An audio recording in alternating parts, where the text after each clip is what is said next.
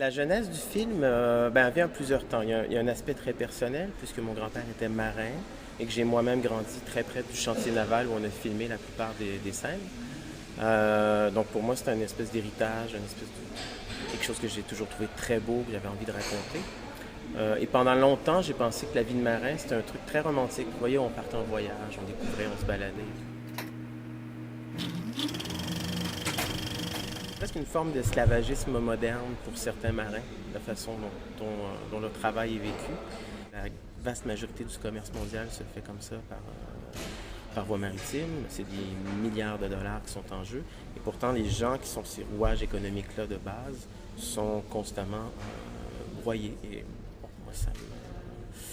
Voilà, peut-être de l'avoir vécu par mon grand-père un peu, qui me racontait des choses et tout ça, puis après ça d'avoir investigué, de me rendre compte que ce qu'on croyait aboli et tout, en fait, c'est simplement déplacé sous des pavillons de complaisance et que maintenant, c'est des Africains, des Philippins, voilà, des basanés finalement qu'on met à fond de cale et qu'on exploite comme ça. Voilà, j'avais envie de mettre un peu de lumière là-dessus.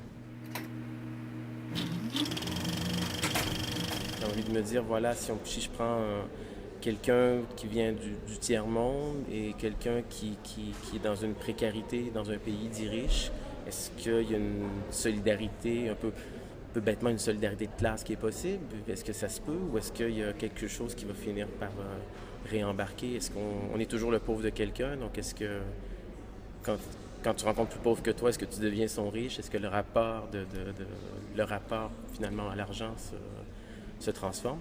Et malheureusement, je suis arrivé à la conclusion que oui. C'est ça, ça a vraiment été un coup de foudre, en fait, une rencontre. Mais pas juste un coup de foudre, j'ai envie de dire créatif entre un acteur et un réalisateur, mais humain aussi. C'est un type extraordinaire, très chaleureux, très à l'écoute des autres, très,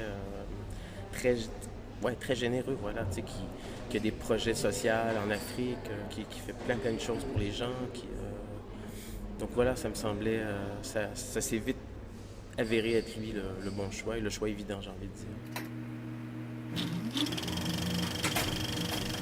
La forme de production nous a vraiment amené sur la voie de la coproduction qui s'est révélée extrêmement importante dans la fabrication de Diego Star, de par son histoire, de par son casting, de par un paquet d'éléments.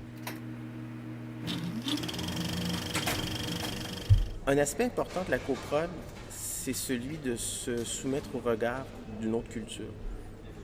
Il n'y a pas des différences si énormes entre les Québécois, les Français et les Belges, mais quand même, il y a il y a un regard critique, il y a une autre tradition de cinéma, il y a une autre façon, pas une façon de raconter des histoires, mais disons de sensibilité narrative auquel on s'expose quand on est dans des coproductions comme ça. Et moi, personnellement, comme réalisateur, c'était pour moi la partie extrêmement enrichissante. Venir passer 3 mois à Bruxelles en montage toute seule comme réalisateur, c'est un peu plus émotivement intense parce que tu es complètement focusé sur ton projet et tu n'as pas le même regard que si tu es chez toi, puis tu rentres chez toi tous les soirs, puis le week-end tu sors avec tes copains et tout ça. Donc, voilà. Ok.